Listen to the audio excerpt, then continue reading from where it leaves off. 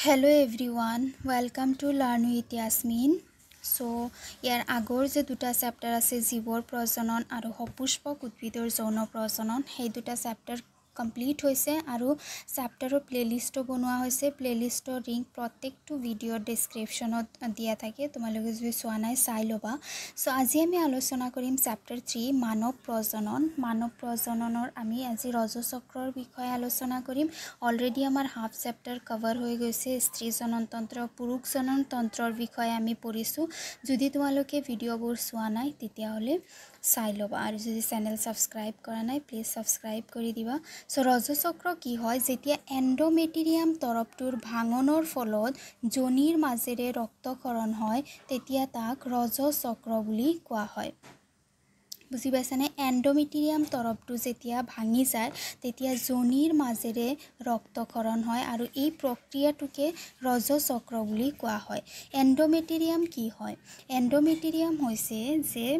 তোমালোকে স্ত্ৰী জননতন্ত্ৰ পঢ়িছিলা স্ত্ৰী জননতন্ত্ৰত যেটো জৰায়ু থাকে জৰায়ুটো দেখিবলৈ উলটা নাচপতিৰ দৰে হয় আৰু জৰায়ুত তোমালোকে পাইছিলা তিনিটা এনেকুৱা লেয়াৰ থাকে বাহিৰটো কি বুলি কোৱা হয় পেৰামেট্ৰিয়াম বুলি কোৱা হয় মাজৰটো কোৱা হয় কি মায়োমেট্ৰিয়াম আৰু এই ভিতৰৰ আৱৰণটোক কি কোৱা হয় এন্ডোমেট্ৰিয়াম বা অসমীয়াত অন্তৰসদা বুলিও কোৱা হয় পৰীক্ষা যদি অন্তৰসদা হে তেতিয়া হলে কনফিউজ নহবা অন্তৰসদা মানে হৈছে কি এন্ডোমেট্ৰিয়াম সো পেৰামেট্ৰিয়াম বাহিৰৰ আৱৰণ মাজৰটো মায়োমেট্ৰিয়াম আৰু এই ভিতৰৰ আৱৰণটো কোৱা হয় কি মায়োমেট্ৰিয়াম যেতিয়া মায়োমেট্ৰিয়াম এই ভিতৰৰ আৱৰণটো ভাঙি যোৱাৰ ফলত কি হয় যোনিৰ মাজেৰে ৰক্তক্ষৰণ হয় ৰক্তক্ষৰণ কিয় হয় এন্ডোমেট্ৰিয়ামত বহুত ৰক্তকেশিকা থাকে সো যেতিয়া এন্ডোমেট্ৰিয়ামটো ভাঙি যায় ৰক্তকেশিকাবোৰো ভাঙি যায় সেই কাৰণে ৰক্তক্ষৰণ হয় আৰু এইটো প্ৰক্ৰিয়াকে ৰজচক্ৰ বুলি কোৱা হয়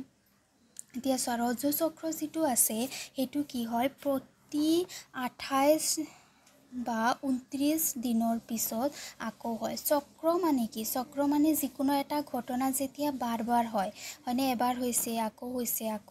এনেকে যেতিয়া চক্ৰৰ দৰে হৈ থাকে তেতিয়া তাক চক্ৰ বুলি কোৱা হয় সো ৰজ তাৰ মানে ঋতুস্ৰাৱ যেটো হয় ৰক্তক্ষৰণ হোৱা প্ৰক্ৰিয়া যেটো হয় এটো প্ৰতি 28 ডেজৰ বা 29 ডেজৰ পিছত আকৌ হয় সেই কাৰণে ইয়াক ৰজচক্ৰ বুলি কোৱা হয় কেতিয়াবা আকৌ 30 ডেজ পিছতো হ'ব পাৰে 27 ডেজ পিছতো হ'ব পাৰে বাট এভাৰেজ কেছত কি হয় 28 বা 29 ডেজৰ পিছত এইটো প্ৰক্ৰিয়া যেটো আছে প্ৰক্ৰিয়াটো হয় সো আৰু এইটো প্ৰক্ৰিয়া কি হয় 2 to 6 ডেজ লৈকে থাকে কেতিয়াবা এনেকুৱা হ'ব পাৰে যে 7 ডেজ লৈকে থাকি গল বা 10 ডেজ লৈকে থাকি গল 10 ডেজ লৈকে কিছুমানৰ ক্ষেত্ৰত থাকে আৰু যদি 10 ডেজ লৈকে থাকে আৰু যদি হেভি ব্লিডিং হয় বৰ বেছি যদি ৰক্তক্ষৰণ হয় তেতিয়া হলেও ঠিক নহয় আৰু যদি 2 to 6 ডেজৰ ভিতৰতে থাকে কিন্তু ৰক্তক্ষৰণ খুব বেছি কম হয় which is also not good কিয় কাৰণ যেটো ৰক্তক্ষৰণ হোৱাটো ডিপেন্ড কৰে যে যেটো এন্ডোমেট্ৰিয়াম বা অন্তৰসদা আছে অন্তৰসদাটো কিমান গাঢ়া হয় কিমান থিকনেস কিমান ইয়াৰ কিমান তৰপটো কিমান লেয়াৰ থকা হয় কিমান মোটা হয় তাৰমানে থিকনেস মানে হৈছে কি মোটা কিমান হয় সো হেতুৰ ওপৰত ডিপেন্ড কৰে সো যদি বৰ বেছি পাতল হয় ৰক্তক্ষৰণ কম মানে কি এন্ডোমেট্ৰিয়ামটো পাতল হলে কি হ'ব যে এন্ডোমেট্ৰিয়াম তাৰমানে জৰায়ুৰ ভিতৰত 9 মাহলৈকে বেবিটো ভ্ৰূণটোৱে ৰেষ্ট লয় যত বেবিটোৰ গ্ৰোথ হয় বৃদ্ধি বিকাশ হয় হয়নে গতিকে এইটো 9 মাহ বেবিটো তাতে থাকিবলৈ হলে বেবিটোক ভাল এটা সুবিধা লাগে যেতিয়া এন্ডোমেট্ৰিয়ামটো ঠিক হয় বহুত কেটা লেয়াৰ থাকে তাতে মোটা হয় তেতিয়া হলে বেবিটো এটা কুশনি ফিলিংস পায় পুষ্টি সমূহ ভালদৰে পায় সো বেবিৰ যেহেতু আৰোপণ হয় এন্ডোমেট্ৰিয়ামৰ ভিতৰত আৰোপণ মানে তাতে লাগি ধৰে তাতে বৃদ্ধি বিকাশ হয় সো এন্ডোমেট্ৰিয়াম লেয়াৰটো সেই কাৰণে পাতল হোৱা ভাল নহয়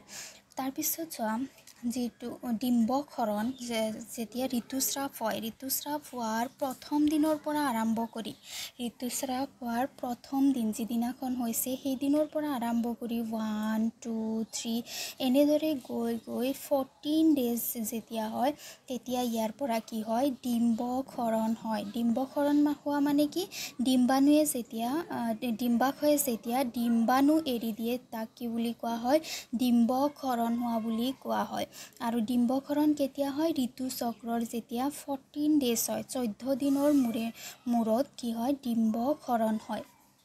যেতিয়া ডিম্বক্ষৰণ হয় তেতিয়া কি কৰে যিটো এণ্ডোমেট্ৰিয়াম তৰপ আছে এণ্ডোমেট্ৰিয়াম তৰপটোৱে ৱেইট কৰি থাকে অপেক্ষা কৰি থাকে যে যোজন কোষটো চাগে ইয়াতে আহিব। যিটো জৰায়ু আছে জৰায়ুৰ এণ্ডোমেট্ৰিয়াম তৰপটোৱে আশা কৰি থাকে যে এতিয়া ইয়াতে কি আহিব যোজন কোষটো চাগে আহিব। চ' সি অপেক্ষা কৰি থাকে ডিম্বক্ষৰণৰ পিছত। আৰু কি হয় ই যে ৰেডি হয় যে প্ৰিপেয়াৰ হয় কিহৰ কাৰণে হয় যোজন কোষৰ কাৰণে হয়। যোজন কোষটোৰ পৰা ইয়াতে আহি পেলাই লাহে লাহে ভ্ৰূণৰ সৃষ্টি হয়, ভ্ৰূণটোৰ 9 মাহলৈকে বিকাশ এইবোৰ গোটেইখিনি ইয়াতে হয়। গতিকে ই ৰেডি হৈ পেলাই তাৰ কাৰণে ৰৈ থাকে। কিন্তু যদি নিষেচন নহ'লেতো যোজন কোষৰ সৃষ্টি নহয় আৰু তেতিয়া ই জৰায়ুত নাহে হয়নে।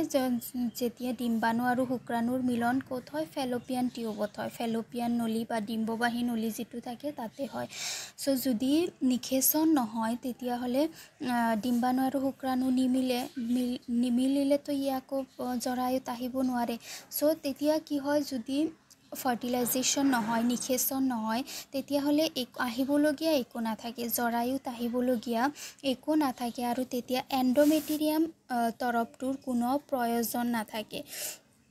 সেইকাৰণে এণ্ডোমেট্ৰিয়াম তৰপটো কি হৈ যায় ভাঙি যায় আৰু যোনিৰ মাজেৰে ই বাহিৰত ওলাই যায়। এইটোৱে হৈছে কি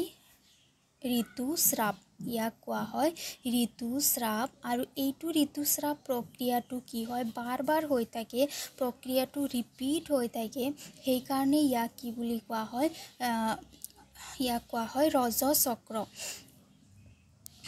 এতিয়া চোৱা যদি নিষেচন নহয় তেতিয়াহ'লে এণ্ডোমেট্ৰিয়ামৰ কোনো প্ৰয়োজন নহয়। তেতিয়াহ'লে এণ্ডোমেট্ৰিয়ামটো কিয় ফৰ্ম হয় কাৰণ ইয়াতে কিছুমান হৰম'ন থাকে। হৰম'নৰ বিষয়ে পাবা পিছত। হৰম'ন যেনেকুৱা LH luteinising hormone, FSH follicular stimulating hormone, follicle উদ্দীপক হৰম'ন এইবোৰ হৰম'নে ইমান বেছি উদ্দীপনা জগায় যে এণ্ডোমেট্ৰিয়ামটো প্ৰতি মাহে সৃষ্টি হৈ যায়। হৰম'নৰ ক্ৰিয়াৰ ফলত কি হয় এণ্ডোমেট্ৰিয়ামটো সৃষ্টি হয় আৰু যেতিয়া নিষেচন নহয় তেতিয়া এণ্ডোমেট্ৰিয়ামটো ভাঙি পেলাই ওলাই যায়। আৰু যদি নিষেচন হয় তেতিয়াহ'লে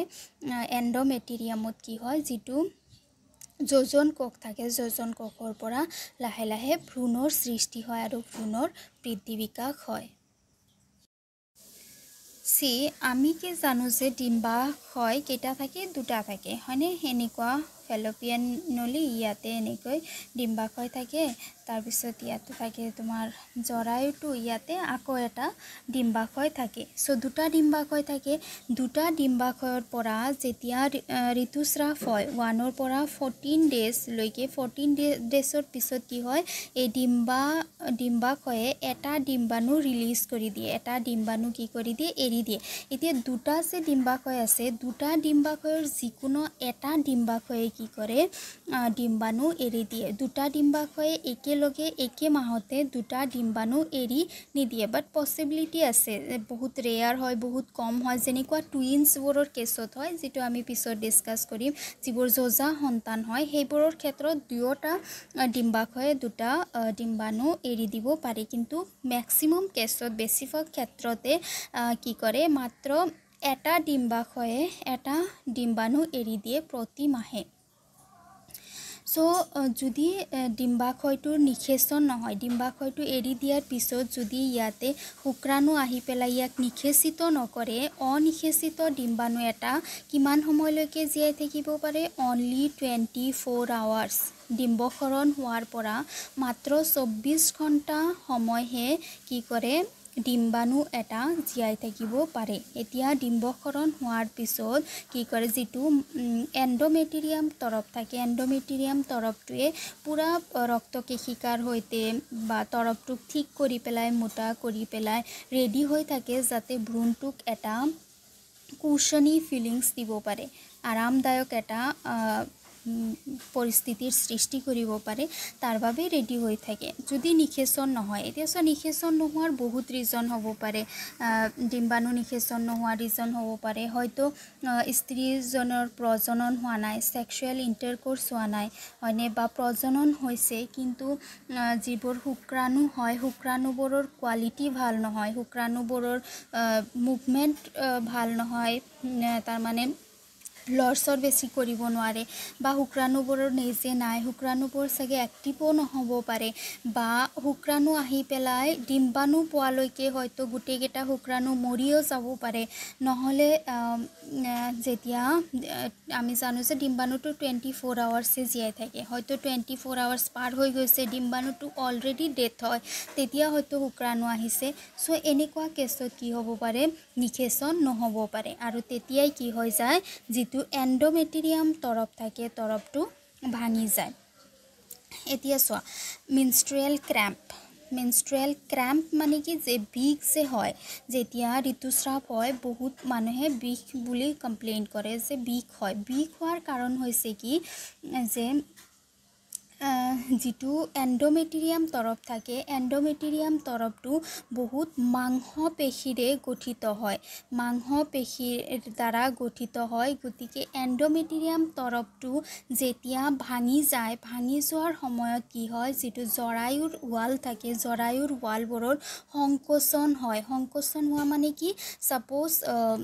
তোমাৰ হাতটো যে আছে, তোমাৰ হাতটো যদি তুমি মুঠি বনোৱা, তাৰমানে কি সংকোচন হোৱা, যেতিয়া তুমি মুঠি খুলি দিলা তাৰমানে কি হৈ যোৱা, প্ৰসাৰণ হৈ যোৱা। চ' সংকোচন হয় মানে কি, চিকুৰি যায়, ওচৰ চাপি যায়, যেনেকুৱা মুঠি যেনেকুৱা হয় তেনেকুৱা ধৰণৰ সংকোচন হৈ যোৱা। সংকোচন হোৱাৰ কাৰণ হৈছে কি,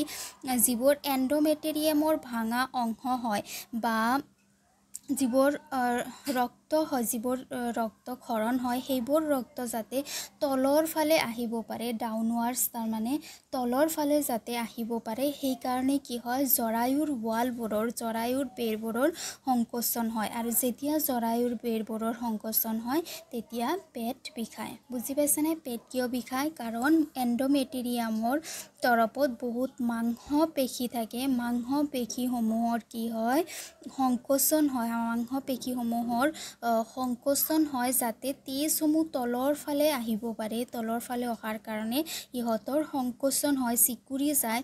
যাৰ কাৰণে পেট বিষোৱা দেখিবলৈ পোৱা যায়। এতিয়া যে ৰজচক্ৰ যে আছে, বহুত কাৰণ আছে যাৰ কাৰণে ৰজচক্ৰ নহ'বও পাৰে। এটাতো আছে গৰ্ভধাৰণ হোৱা, যদি গৰ্ভধাৰণ হয়, সন্তান যদি থাকে, তেতিয়াহ'লে কি নহয়, ঋতুস্ৰাৱ নহয়। বাট এইটোৱে নহয় যে গৰ্ভধাৰণ হ'লে যে ঋতুস্ৰাৱ নহ'ব। তাৰপিছত তোমাৰ এনেকুৱা আছে, যদি হেল্থ বেয়া হয়, স্বাস্থ্যজনিত কাৰণ হ'ব পাৰে, যদি স্বাস্থ্য বেয়া আছে, ইমানেই বেয়া যে শৰীৰৰ যিবোৰ ফাংচন আছে, যিবোৰ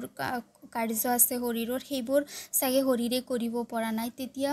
ঋতুস্ৰাৱ নহ'ব পাৰে। বা ষ্ট্ৰেছ, চিন্তা যদি বহুত বেছি থাকে, ষ্ট্ৰেছে বহুত এফেক্ট কৰে ঋতুস্ৰাৱত। যদি ষ্ট্ৰেছ বহুত বেছি হয়, তেতিয়া 28 ডেজৰ ঠাইত কেতিয়াবা 50 ডেজ, 60 ডেজ পিছতো ঋতুস্ৰাৱ হ'ব পাৰে। তাৰমানে কি হয়, যে যেতিয়া চিন্তা মানুহৰ বহুত বেছি হৈ যায়, ষ্ট্ৰেছ লেভেল বহুত বেছি হৈ যায়, তেতিয়া হৰমন যিবোৰ আছে, হৰমনবোৰৰ সাধাৰণ ক্ষৰণ হ'ব নোৱাৰে, হৰমন ক্ষৰণত ইমবেলেঞ্চ হৈ যায়। তাৰমানে হৰমন ক্ষৰণৰ যিটো এটা ভাৰসাম্যতা থাকে, সেইটো নোহোৱা হৈ যায়, যাৰ কাৰণে, আৰু আমি জানো যে হৰমনৰ কাৰণে এণ্ডোমেট্ৰিয়ামটোৰ সৃষ্টি হয় বা ভাঙি যায়, এইবোৰ হৰমনৰ কাৰণেই হয়। চ' যদি হৰমনবোৰে ভালদৰে কাম নকৰে, তেতিয়া ঋতুস্ৰাৱ নহ'বও পাৰে। নহ'লে বা যদি এনভাইৰমেণ্টেল কণ্ডিশ্যন, তাৰমানে পৰিৱেশটো যদি ভাল নাথাকে, যেনেকুৱা আমি অসমত থাকোঁ, অসমৰ যিটো পৰিৱেশ, যিটো ক্লাইমেট আছে, এইটো হৈছে কি মডাৰেট, ঠাণ্ডাও নহয় গৰম নহয়। এতিয়া তুমি হঠাৎকৈ গুচি গ'লা কোনোবা এটা ঠাইত য'ত বৰ বেছি ঠাণ্ডা হয়, সো তোমাৰ বডিয়ে সেইটো ঠাণ্ডাৰ লগত ইমান সোনকালে এডজাষ্ট হ'ব নোৱাৰে তোমাৰ বডিক বহুত সময় লাগিব সেইটো ঠাণ্ডাৰ সৈতে এডজাষ্ট হ'বলৈ সো তেতিয়া কি হ'ব যে তোমাৰ যিবোৰ ভিতৰৰ যিবোৰ ফাংচন আছে সেইবোৰত তাৰতম্য দেখা যাব পাৰ্থক্য দেখা যাব সো তেতিয়াও ঋতুস্ৰাৱ নহ'ব পাৰে বা খাদ্য যদি খাদ্য বস্তু ভালদৰে পুষ্টিকৰ খাদ্য খোৱা নহয় তেতিয়াও এণ্ডোমেট্ৰিয়াম তৰপটোৰ সৃষ্টি হোৱা বা ভাঙি যোৱাত প্ৰব্লেম হ'ব পাৰে আৰু ঋতুস্ৰাৱতো যিটো নৰ্মেল ৰেঞ্জ হয় সেইটো পাৰ হৈ যাব পাৰে সো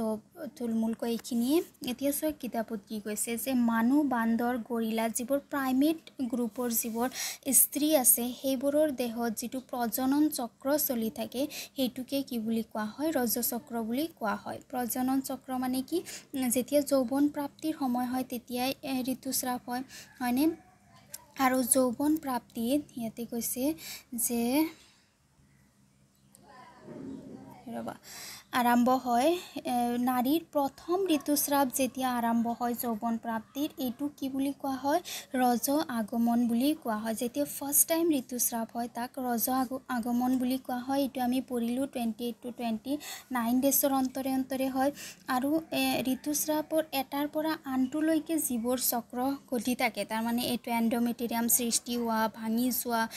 বা ডিম্বক্ষৰণ হোৱা এইবোৰ প্ৰক্ৰিয়া কি বুলি কোৱা হয় ৰজচক্ৰ বুলি কোৱা হয়